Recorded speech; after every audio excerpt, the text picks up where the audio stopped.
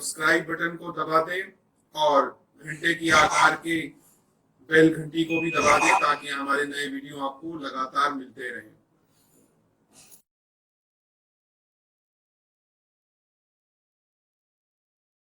नमस्कार दोस्तों, धर्म रहस्य चैनल पर आपका एक बार फिर से स्वागत है।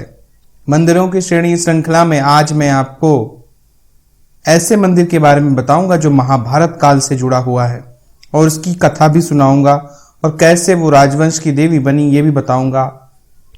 तो चलिए शुरू करते हैं। आज मैं बात कर रहा हूं देवी हिडिंबा की, जो महाभारत कालीन एक शक्तिशाली राक्षसी थी, जिससे बाद वो मानवी बनी और अंत में वो देवी के रूप में प्रतिष्ठित हो गई। कहते हैं कि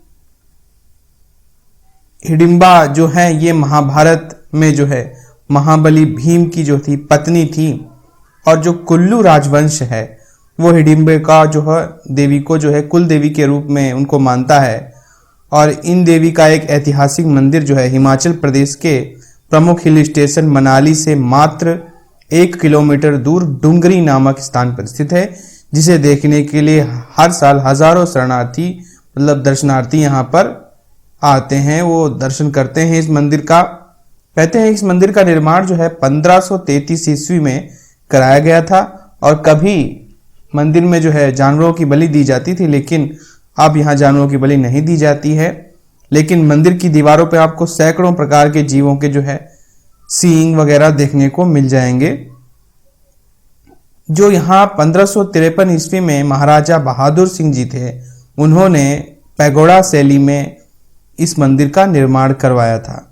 इस मंदिर की 4 छतें हैं और नीचे की 3 छतों का निर्माण देवदार की लकड़ी के तख्तों से हुआ वो बताया जाता है, जबकि ऊपर की जो चौथी छत है वो तांबे और पीतल से बनी हुई है और नीचे की सबसे छोटी वाली दूसरी और उससे छोटी तीसरी और उससे छोटी और सबसे छोटी चौथी है, और सबसे छोटी छत एक कलश जैसी जो है देखने में नजर आती है। करीब 40 मीटर ऊंचे शंकु के आकार में बने इस मंदिर की दीवारें पत्थर की हैं और प्रवेश द्वार दीवार पर सुंदर नक्काशी को देखने को मिलता है। अंदर एक शिला है जिसे देवी का विग्रह रूप मानकर यहाँ पूजा जाता है और हर साल यहाँ जेठ महीने जो होता है उसमें यहाँ मेला लगता है। और यहीं पर जो है भीम के जो पुत्र घटोत्कच थे, उनका भी मंदिर यहाँ पे स्थित है। यहाँ पर जो है अन्य देवालयों के समान ही बेल बूटे फूल और पत्ते तो बनाए ही गए हैं, साथ ही पौराणिक जो पात्र हैं उनका भी चित्रण किया गया है और अत्यंत मनोरम दृश्य इस मंदिर का दिखाई पड़ता है। पहाड़ों और जंगलों के बीच में स्थित ये जगह दिखाई पड़ती है। यहाँ पर जो है अनेक जीवों के सींग भी ठोके गए हैं जो दुर्लभ हो गए, जैसे बकरे, मेढे, भैंसे के सींग तो है ही है, साथ ही यामू, टंडरोल और बारहसिंगा के सींग भी यहाँ पर देखने को मिलते हैं। यहाँ पर जो है अलग अलग प्रकार से विंघम दिश देखने को मिलते हैं। एक थे विहंग मणि को इन्होंने यहाँ पर वरदान दिया था। कहते हैं कि ये मंदिर मनाली के निकट विशालकाय जो देवदार के वृक्षों के मध्य 4 छतों वाले पैगोडा शैली में बना हुआ है और मंदिर का निर्माण जो है कुल्लू के शासक बहादुर शाह सिंह जो थे 1546 से 1569 ईस्वी में, यानी कि 1533 के करीब उन्होंने करवाया था। और इसकी जो दीवारें हैं परंपरागत जो है पहाड़ी शैली जैसी होती है उसी तरह बनाई गई हैं और कठ नक्काशी शैली से में बनाया गया है। भगवान श्री कृष्ण ने हिडिंबा देवी को लोगों के कल्याण के लिए प्रेरित किया था और विहंगमणि पाल को जो है कुल्लू के शासक होने का वरदान हिडिंबा देवी ने ही दिया था। तो वो कुल्लू के पहले शासक विहंगमणि पाल की दादी और कुल की देवी भी कहलाती हैं। कुल्लू का दशहरा जब तक शुरू नहीं होता जब तक कि हिडिंबा वहां पर नहीं पहुंच जाती हैं, तो ये इसलिए जो है यहाँ की कुल देवी मानी जाती हैं। तो पहले आप जान लीजिए कि आखिर हिडिंबा जी हैं कौन और उनकी कहानी क्या है। हालांकि आपने सबने सुनी होगी, लेकिन फिर भी आपकी जानकारी के लिए मैं बता देता हूं कि जब महाभारत काल में वनवास के समय में पांडवों का घर यानी जो लाक्षागृह था वो लाख का बनाया गया था और उसको जब जला दिया गया तो पांडव भागते हुए विदुर के जो है परामर्श से दूसरे वन में पहुंच गए, जहां पर पीली आंखों वाला, जिसकी आंखें पीली थी, हिडिंब नाम का राक्षस और उसकी बहन हिडिंबा दोनों एक साथ रहते थे। एक दिन हिडिंब ने अपनी बहन हिडिंबा से वन में भोजन की तलाश करने के लिए भेजा, परंतु वहां हिडिंबा ने पांचों पांडवों सहित उनकी माता कुंती को देखा। इस राक्षसी का भीम को देखते ही उससे प्रेम हो गया, इस कारण इसने उन सबको नहीं मारा, जो हिडिंब को बहुत बुरा लग गया। फिर क्रोधित होकर हिडिंब ने पांडवों पर हमला कर दिया। इस युद्ध में भीम से उसका युद्ध हुआ। कहते हैं कि जब लाक्षागृह के दहन के पश्चात सुरंग के रास्ते लाक्षागृह से निकलकर पांडव अपनी माता के साथ वन के अंदर चले गए, तो कई कोस चलने के कारण भीमसेन को छोड़कर शेष सभी लोग थकान से बेहाल हो गए और एक वट वृक्ष के नीचे लेट गए। माता कुंती प्यास से व्याकुल थी, इसलिए भीमसेन यानी भीम जी ने किसी जलाशय या सरोवर की खोज में वहां से आगे चले गए। एक जलाशय दृष्टिगत होने पर उन्होंने सबसे पहले खुद वहां पानी पिया और फिर माता और भाइयों को जल पिलाने के लिए लौटकर उनके पास आ गए। वे सभी थकान के कारण गहरी निद्रा में सो चुके थे। इस वजह से भीम वहां पर पहरा देने लगे। उस वन में हिडिंब नाम का एक भयानक असुर का निवास था। मानवों का गंध मिलने पर उसने पांडवों को पकड़ लाने के लिए अपनी बहन हिडिंबा को भेजा, ताकि वह उसे अपना आहार बनाकर अपनी क्षुधापूर्ति कर सके, यानी अपना पेट भर सके।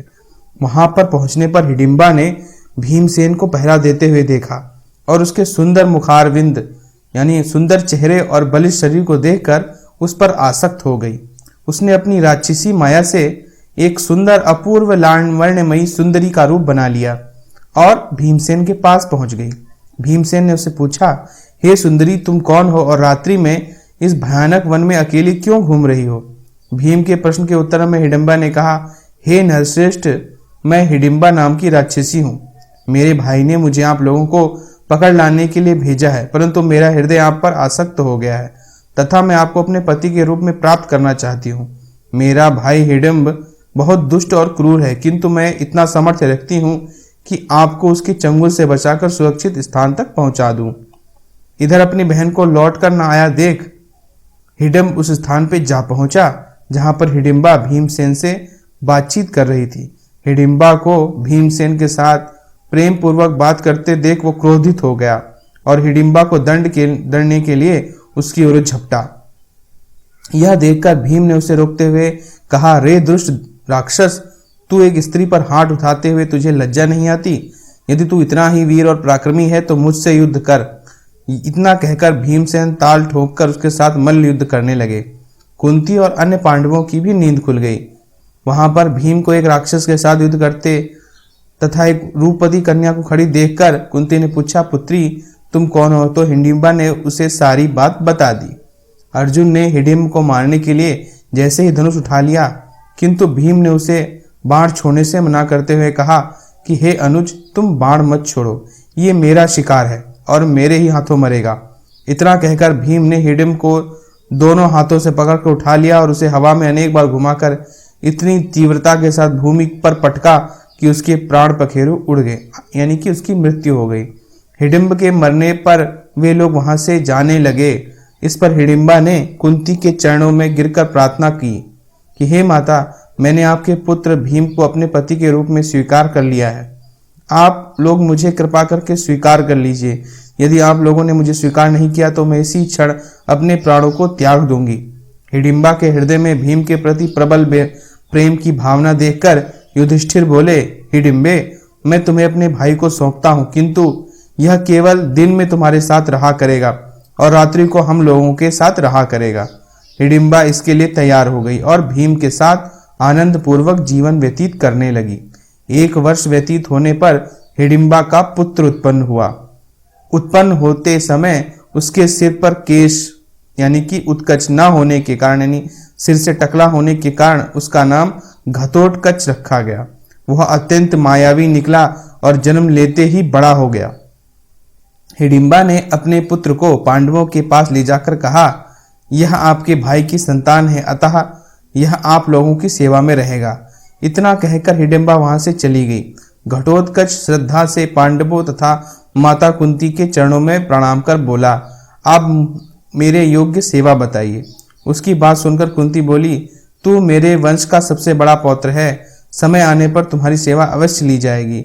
इस पर घटोत्कच ने कहा, आप लोग जब भी मेरा स्मरण करोगे मैं आप लोगों की सेवा में उपस्थित हो जाऊंगा। इतना कहकर घटोत्कच वर्तमान उत्तराखंड और हिमाचल के जंगलों में चला गया।